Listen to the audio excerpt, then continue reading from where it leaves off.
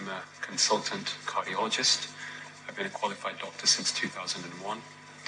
I have held various roles, both in academic health policy. From which country? In England, in the United Kingdom.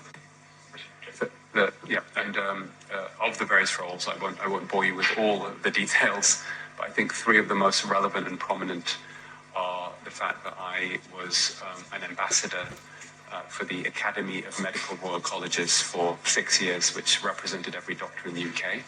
I served a full term of 6 years as a trustee of the King's Fund. I was the youngest member to be appointed to this body, which advises government on health policy. I was a founding member of Action on Sugar and their first science director, and through that role, I'm considered the lead campaigner on bringing about a sugary drinks tax in the UK. And also, finally, I served for 5 years as visiting professor of evidence-based medicine at the Bahiana School of Medicine in Salvador, Brazil. Today, we hear you on your view and your knowledge, especially related to the period of the COVID pandemic. So could you tell the medical things related to that? Could you tell how you have become familiar with this topic?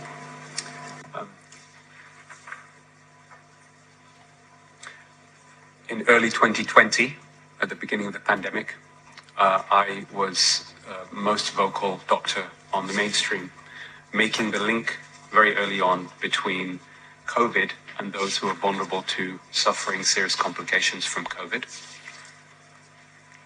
In fact, in March 2020, I was asked to go on Sky News to explain my initial research findings of the link between especially obesity and COVID, but also to give people an opportunity and to suggest to the government this was a great time for them to implement public health policy to help people enhance or optimize their immune system, which could happen within just a few weeks of dietary changes and optimizing vitamin D.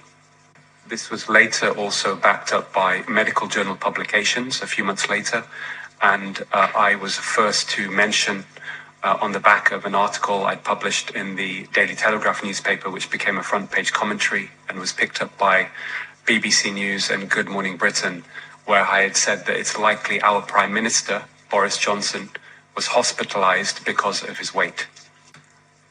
As a result of that, the then Secretary of State for Health, Matt Hancock, and this was publicized in the news, had asked me to advise him on the link between COVID and obesity.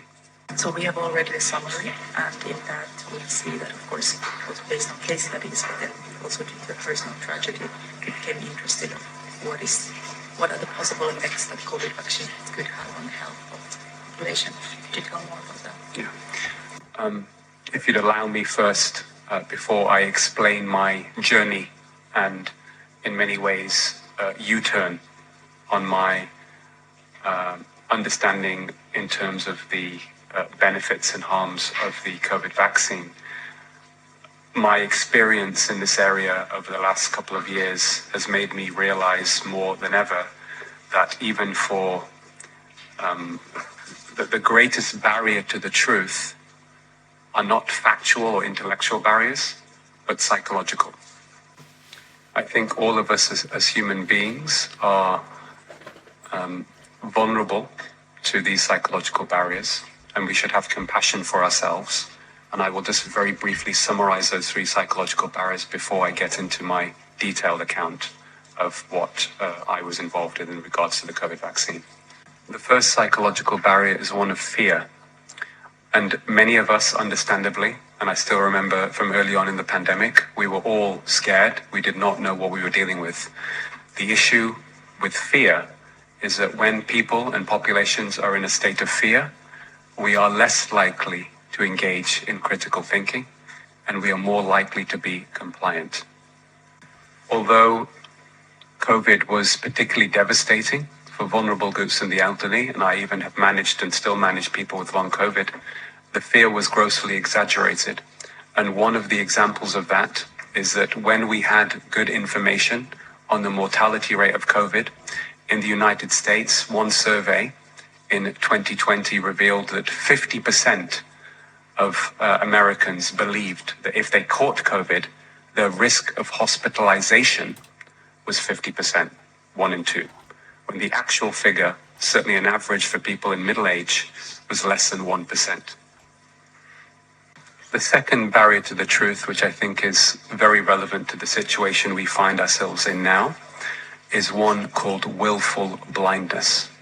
This is when human beings, all of us are vulnerable to this, turn a blind eye to the truth in order to feel safe, avoid conflict, reduce anxiety, and to protect prestige and fragile egos.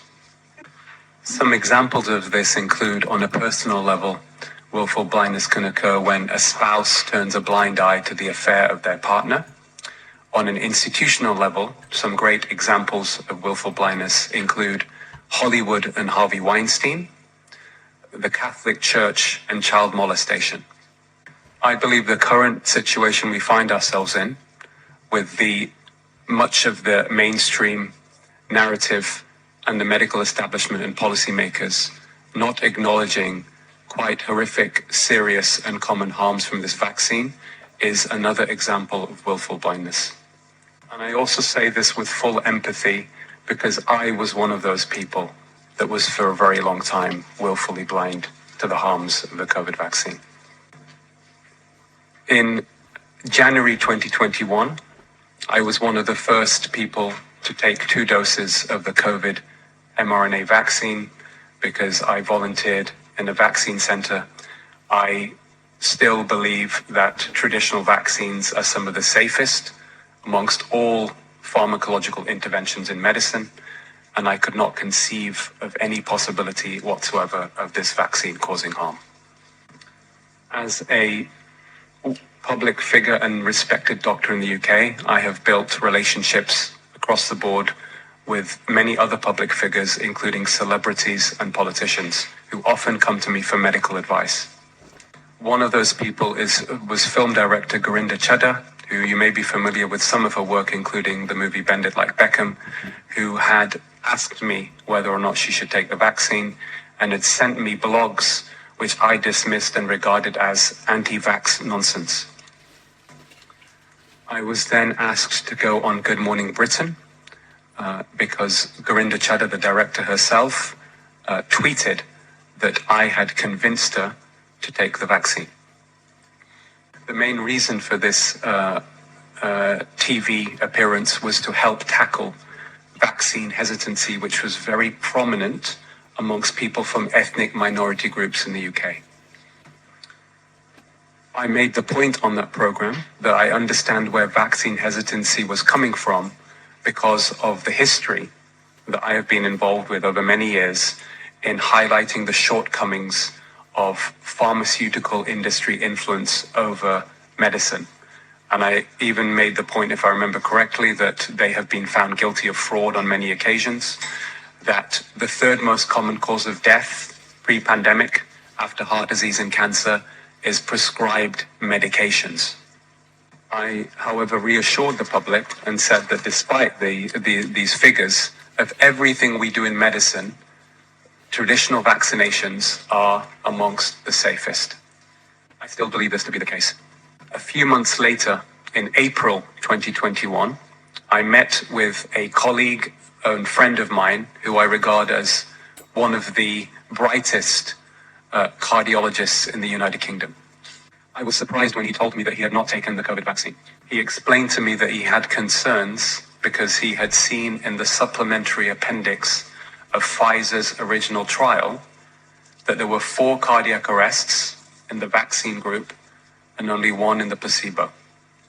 These numbers were small and did not reach statistical significance, so this could be random chance, or his concern was it could represent a signal of problems in the future, and if this was the case, we are going to have a huge problem.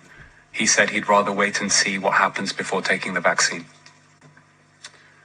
On July the 26th, 2021, my father, age 73, who was a very prominent, well-known doctor in the UK, including being the honorary vice president of the British Medical Association, and had received honors from the Queen of England with an OBE, suffered an unexpected sudden cardiac arrest. I was particularly devastated by this happening, and I was also I find it difficult to understand why my father, who was a fit and well man, I knew his cardiac history and his cardiac status, would suffer a cardiac arrest. But also my initial investigation was to try and understand why there had been a 30-minute ambulance delay arriving to his apartment.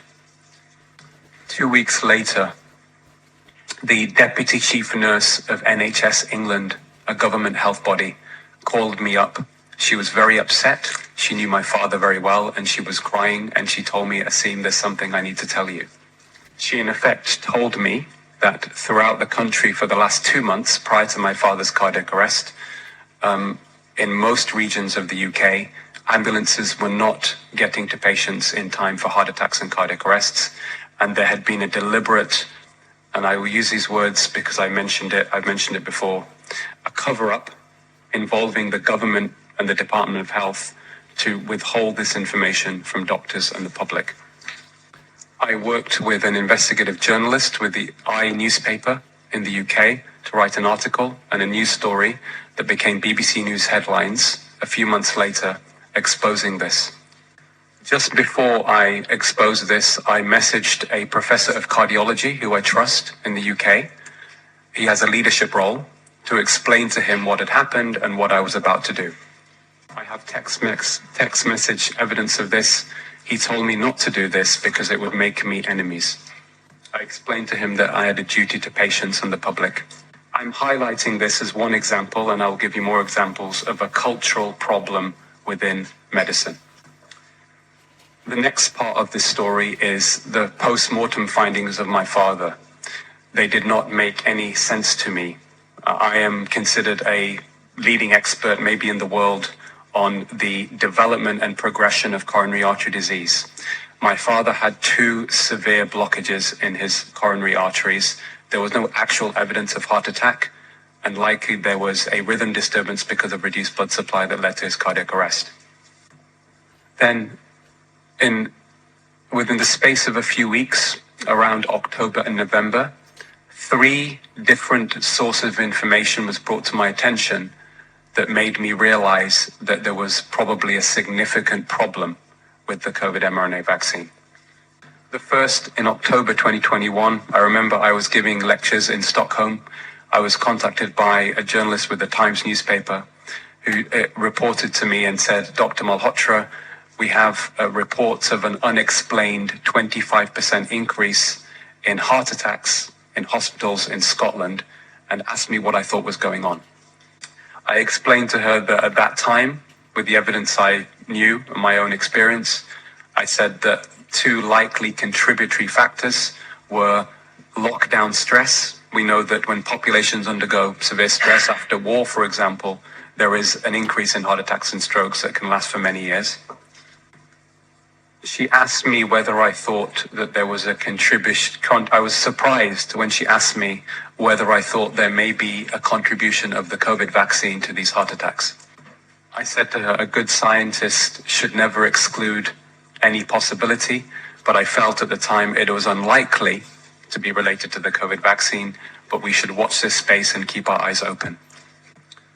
A few weeks later, a publication appeared in the journal Circulation, which is considered the highest impact cardiology journal in the United States, that revealed a potentially very strong link between the COVID mRNA vaccines and acceleration in heart attack risk. Very specifically, in several hundred people of middle age, there was a plausible mechanism by use of inflammatory markers in the blood that increased the baseline risk of those people having a heart attack in 5 years from 11% to 25% just within 2 months of having the COVID mRNA vaccines. Of course, this is one bit of data, but even if partially true, that is a huge increase in risk in a very short space of time. And for me now, made me think and link back to why my father may have suffered a cardiac arrest 6 months after having 2 doses of the vaccine. I remember thinking and speaking to a colleague that if this was true, then we were going to see an increase in cardiac arrests, heart attacks, and excess deaths in heavily vaccinated countries for the next